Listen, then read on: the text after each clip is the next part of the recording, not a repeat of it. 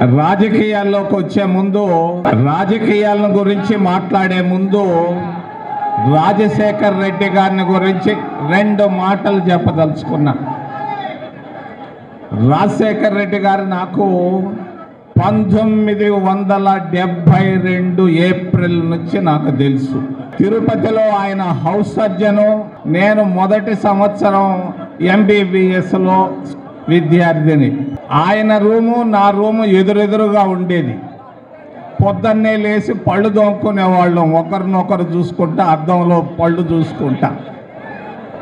అందరం కలిసి మాకు ఆ రోజుల్లో హాస్టల్లో మెడికల్ కాలేజీలో వేడి నీళ్ళు దొరికేది కాదు. అందరం కలిసి కామన్ బాత్రూంలోకి వెళ్ళి స్నానం చేసేవాళ్ళం.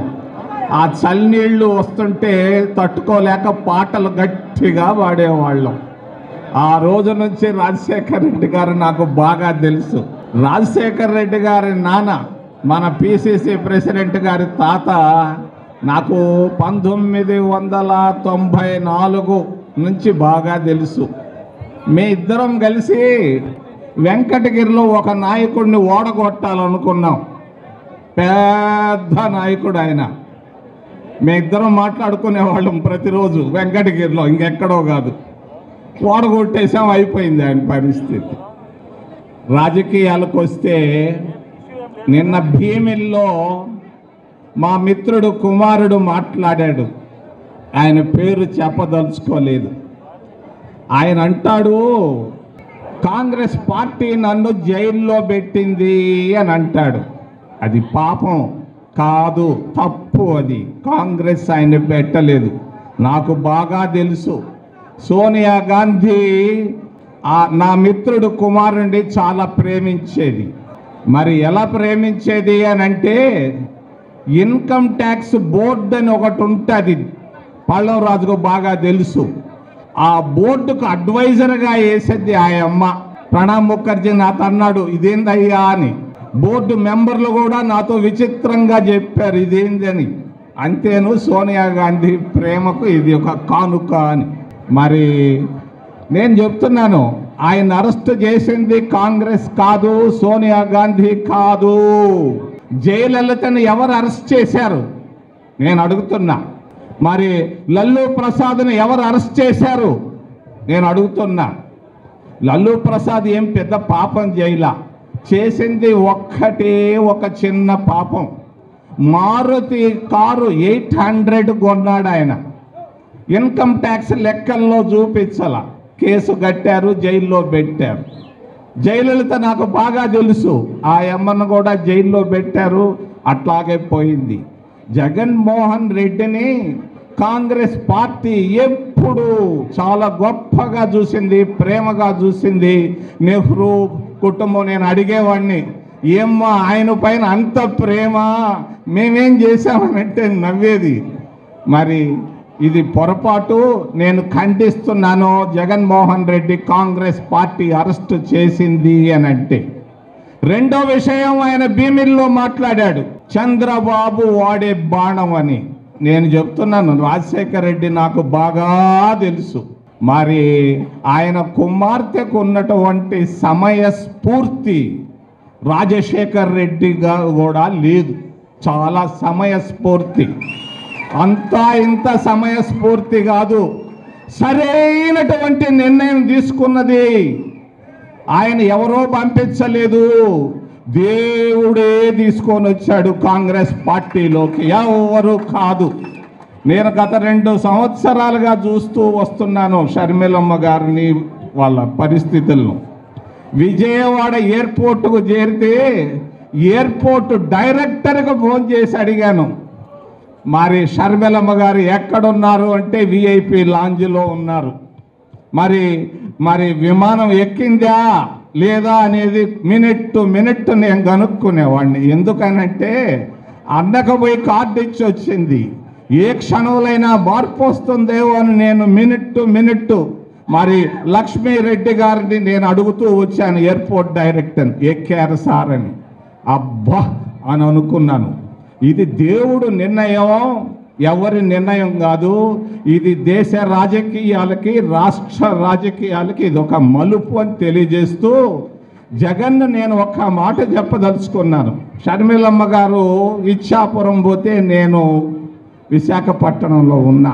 విశాఖపట్నంలో 3 గంటలు కూర్చున్నా కోడి కత్తి సీను గురించి. నేను అడిగాను, మరి ఆయన అంటాడు కాంగ్రెస్ పార్టీ మోసం చేసింది రాష్ట్రానికని. మరి ఇక్కడ చెప్తున్నాను, కోడి కత్తి సీను దళితుడు, ఒక ఎస్సీ బాయ్, చాలా అమాయకుడు. ఆ అమాయకుడు వాడి చేతిలో కత్తే లేదు. నేను అడిగాను సెక్యూరిటీ ఆఫీసర్ని, గుండు సూది లోపలికి రావాలన్నా కూడా రాదు, కోడి కత్తి ఎలా వచ్చిందని ఆ సెక్యూరిటీ ఆఫీసర్లందరిని అడిగితే వాళ్ళు చెప్పుకొచ్చారు ఆ సమయంలో కత్తే లేదు అని. నేను అడిగాను రక్తం ఎక్కడి నుంచి వచ్చిందంటే చెప్పకొచ్చాడు, ఒక మంత్రి చేశాడు, చొక్కా పైన రక్తం పోశాడు అని. మరి నేను కోర్టులను అడుగుతున్నా, పోలీసులను అడుగుతున్నా, డాక్టర్లను అడుగుతున్నా, ఏం జరుగుతూ ఉంది దళితులకు? దళితులు ఏం కోరుకుంటున్నారు? ప్రభుత్వాల దగ్గర నుంచి గత 10 సంవత్సరాల్లో ఇళ్ళు కోరుకుంటున్నారు, ఒక్క ఇళ్ళు ఇవ్వలేదు. మొన్న ఇళ్ళు ఇచ్చాడు నెల్లూరులో, తెలియదు అందరికీ.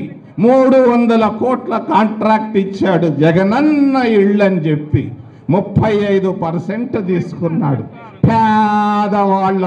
వాళ్ళ ఇళ్ళ మీద 35% తీసుకోవాలన్నా నేను అడుగుతున్నా.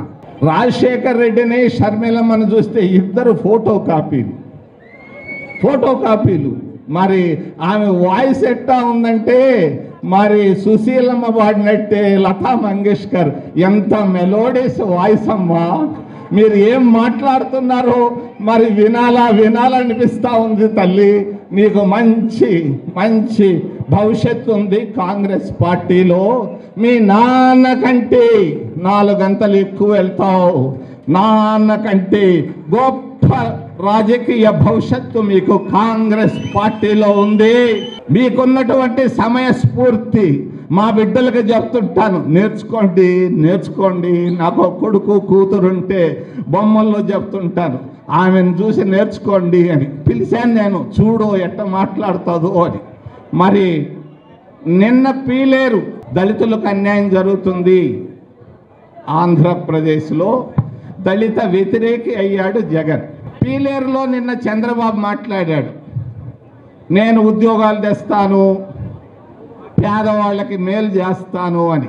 నేను అడుగుతున్నాను చంద్రబాబుని, మరి చంద్రబాబు గ్రౌండ్లో లేడు. అయిపోయింది ఆయన సినిమా, జగన్ సినిమా అయిపోయిందని ఆయన చెప్తుంటే అసలు సంగతి చంద్రబాబు సినిమా కూడా అయిపోయింది. గ్రౌండ్లో పేదవాడు ఒక్క ఓటు వేయడు చంద్రబాబు నాయుడికి. మరి ఏంటి పరిస్థితి ఈరోజు? మరి తిరుపతిలో నిరుపేద మహిళలు 7,008 మందికి 4 లక్షల రూపాయల లెక్కన గ్రాంటుగా డాక్టర్ మన్మోహన్ సింగే సంతకం పెట్టి ఇచ్చాడు. మరి ఇస్తే మరి చంద్రబాబు నాయుడు మరి కాంగ్రెస్ పార్టీకి ఏం మేలు జరుగుతుందో అని చెప్పేసి 292 కోట్ల రూపాయలను మాయం చేసినటువంటి చంద్రబాబు నాయుడు నిరుపేద మహిళలకు వ్యతిరేకిగా, ద్రోహిగా మారాడు. 130 అసెంబ్లీ సీట్లలో కాంగ్రెస్ పార్టీ మరి షర్మిలమ్మ నాయకత్వంలో, రాహుల్ గాంధీ నాయకత్వంలో గెలిచి తీరుతుంది, ప్రభుత్వం ఏర్పాటు చేస్తుందని మీకు తెలియజేస్తున్నాను. ఎవడు ఆపలేడు దీన్ని. ఈ స్ట్రాటజీ మొన్న రాహుల్ గాంధీకి చెప్పారు. ఆ రోజు వాళ్ళ నాయన రాజీవ్ గాంధీ బతికున్నప్పుడు 1989లో చెప్పారు, నీ స్ట్రాటజీ రాంగ్ అని. ఆయన నా మాట వినలా. గులాం నబీ ఆజాద్, బూటా సింగుల మాట విని నష్టపోయి తర్వాత కష్టంతో చెప్పాడు నాకు, అయ్యా నువ్వు చెప్పింది కరెక్టు, ఆ బయట కూర్చున్నటువంటి వెధవలు చెప్పింది తప్పు అని చెప్పాడు. నేను మీకు ఇప్పుడు చెప్పను ఆ స్ట్రాటజీ ఏమీ లేదు, ఖర్చు లేని స్ట్రాటజీ. మన స్ట్రాటజీ, పొలిటికల్ స్ట్రాటజీ ఇంపార్టెంట్. మీకు మాస్ అప్పీల్ ఉంది. ఒకప్పుడు మేము వస్తే ఒకరిద్దరు ఉండేవాళ్ళు, ఈ కెమెరా వాళ్ళు.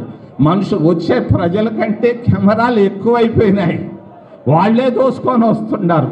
తప్పకుండా ఈ రాష్ట్రానికి ముఖ్యమంత్రి అవుతావమ్మా అని తెలియజేస్తూ, ఇది రాసి పెట్టుంది. రాజశేఖర్ రెడ్డి ఎక్కడున్నాడో నాకు తెలీదు, పాపం నా మిత్రుడు. అతని ఆశీస్సులు మీ పైన మెండుగా ఉన్నాయి, ఎవరు ఆపలేరు దీన్ని.